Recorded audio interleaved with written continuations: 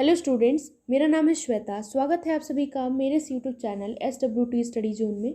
Listeners, आज की इस वीडियो में हम अकाउंटिंग की ही यूनिट 3 के बारे में पढ़ेंगे, यानी कि इसमें मैंने हायर परचेज सिस्टम क्या होता है उसके बारे में डिस्कशन किया हुआ है। जैसे कि आप स्क्रीन पर देख सकते हैं सिलेबस, यानी कि सिलेबस में 4-5 टॉपिक हैं आपके, तो मतलब 3-4 जो भी टॉपिक्स हैं उनके बारे में आज मैं डिस्कस करूँगी। यानी कि जो हायर परचेज सिस्टम है इसके बारे में डिस्कस करने वाली हूँ डिटेल में, और इंस्टॉलमेंट पेमेंट सिस्टम के बारे में। सो लिसनर्स, जो थ्योरी पार्ट है वो मैं आपको इसमें बताने वाली हूँ। सो आइए अब स्टार्ट करते हैं। लिसनर्स, अगर वीडियो अच्छा लगे तो please like, share and subscribe करना ना भूलिएगा। और एक और बात, अगर अभी तक आपने हमारे इंस्टाग्राम चैनल और टेलीग्राम चैनल और व्हाट्सएप ग्रुप को ज्वाइन नहीं किया है तो प्लीज़ कर लें, क्योंकि उस वहाँ पर स्टडी से रिलेटेड सारी इन्फॉर्मेशन आपको प्रोवाइड की जाती है। अब आइए स्टार्ट करते हैं अपने इस वीडियो को बिना टाइम को वेस्ट किए हुए। सबसे पहले है बात कर ले hire purchase system. Hire purchase system क्या होता है?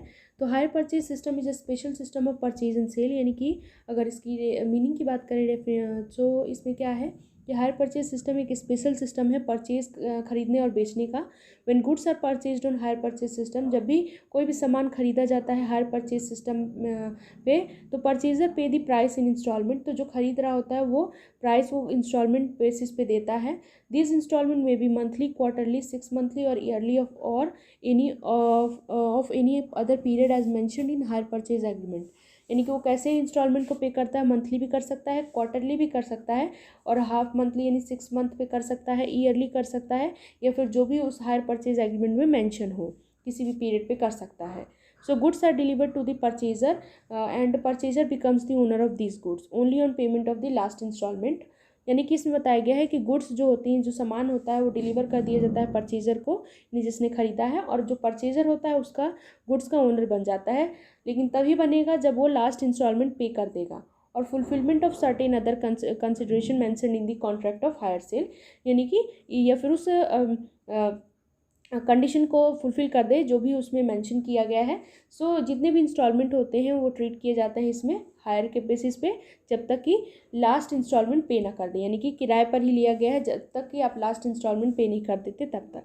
तो ये बहुत इजी सा था लिसनर्स, इसमें कुछ समझने वाला था नहीं, बहुत आसान सा है हायर परचेज सिस्टम। इसमें नेक्स्ट है डेफिनेशन, इसकी अगर बात करें। Definition of higher purchase system कुछ ऑथर्स के द्वारा दी गई है, जैसे कि मैंने इसमें जो दिया है जेयर बैटली बॉय के अकॉर्डिंग, यानी इन्होंने क्या बताया है इसके बारे में। तो इन्होंने बताया है कि under the hire purchase system goods are delivered to a person who agree to pay the owner by equal periodical instalment. यानी कि इस सिस्टम के अकॉर्डिंग, इस सिस्टम में under the hire purchase system में जो सामान होता है वो पर्सन को डिलीवर किया जाता है जब वो एग्री होता है कि ओनर को उस चीज़ का पेमेंट करेगा, जो भी ले रहा है वो पीरियोडिकल पे इंस्टॉलमेंट बेसिस पे करेगा, जैसे भी करना चाहे। Such instalment are to be treated as hire of this goods, तो ये इंस्टॉलमेंट को ट्रीट किया जाता है कि हाँ उसने किराए पर उस सामान को लिया है। Until a certain fixed amount has been paid, जब तक कि कुछ अमाउंट पेड नहीं कर दिया जाता, सर्टेन जो फिक्स्ड अमाउंट है वो पे नहीं कर दिया जाता।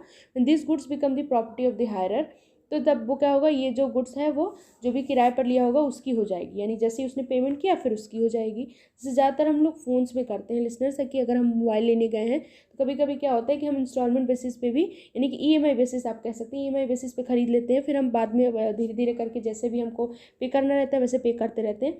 तो जब तक हमने पूरा नहीं पे कर दिया होता है तब तक वो चीज़ हमारी नहीं होती है, तो इसमें भी वैसे ही होता है।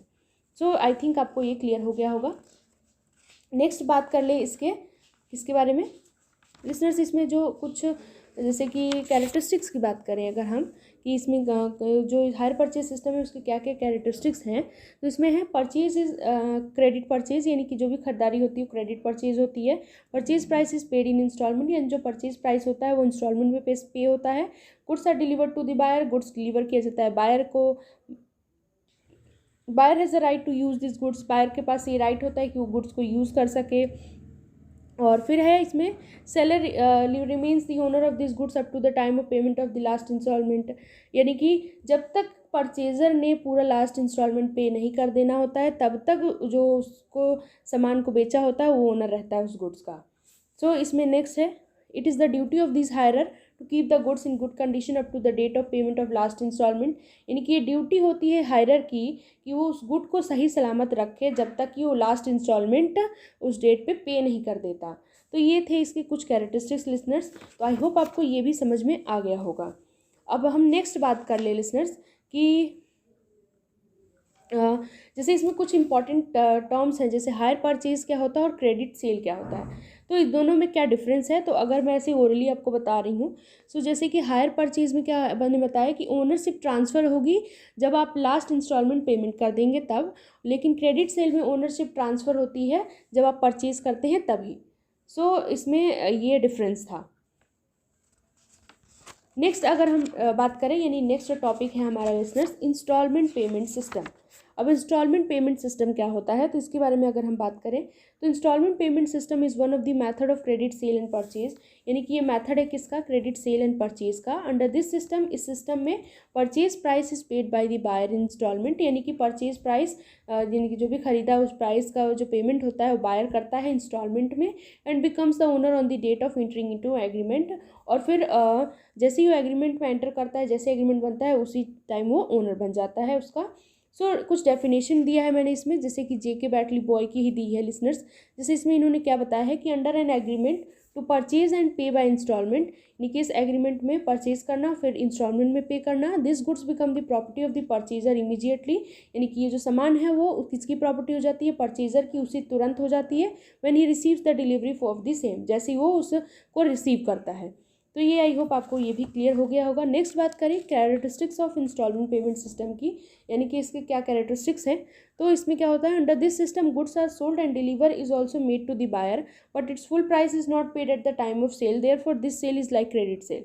इसमें बताया गया कि इस सिस्टम में जो गुड्स होते हैं वो बेच दिया जाता है, डिलीवर कर दिया जाता है बायर को, लेकिन इसका पूरा पेमेंट नहीं होता है जब भी हम सेल कर रहे होते तब। इसी की वजह से इस सेल को हम क्रेडिट सेल कहते हैं।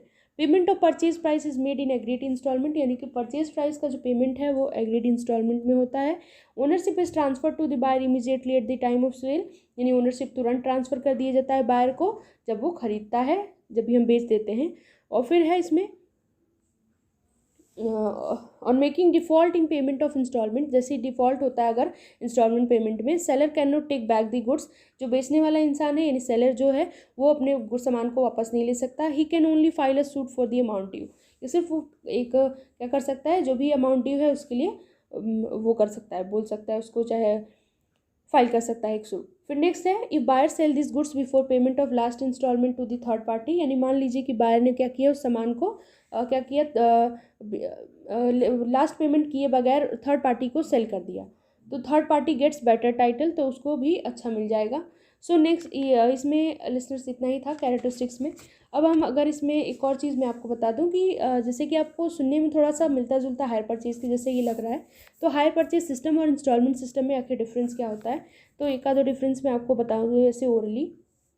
जैसे कि hire purchase system it is like a contract of hire, यानी कि एक हायर मतलब किराए पर लेते हैं, कॉन्ट्रैक्ट ऑफ हायर है, through later on its become sale, और बाद में इसको हम सेल कर देते हैं। और इंस्टॉलमेंट सिस्टम में it is a sale from the very beginning, ये पहले से ही सेल हो रखा होता है। इसमें क्या होता है, हायर परचेज सिस्टम में ओनरशिप ट्रांसफ़र की जाती है जब भी लास्ट इंस्टॉलमेंट पेमेंट हो जाता है तब, यानी कि after the payment of the last instalment.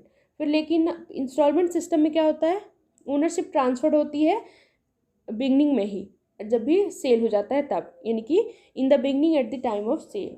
तो आई होप आपको ये क्लियर हो गया होगा। तो लिसनर्स इसमें बस इतना ही थ्योरी था जो कि इम्पोर्टेंट जो मुझे लगा तो मैंने आपको बता दिया। आई होप आपको ये चीज़ें समझ में आ गई होंगी। तो आज के लिए बस इतना ही। अगर आपको मेरा ये वीडियो अच्छा लगा हो, हेल्पफुल लगा हो, या फिर आपके ज्ञान को बढ़ाने में थोड़ी सी मदद करता हो, तो प्लीज़ इस वीडियो को लाइक, शेयर एंड सब्सक्राइब करना ना भूलिएगा। और इस वीडियो से रिलेटेड कोई भी क्वेरी हो तो आप मेरे कमेंट सेक्शन में कमेंट करके बता सकते हैं।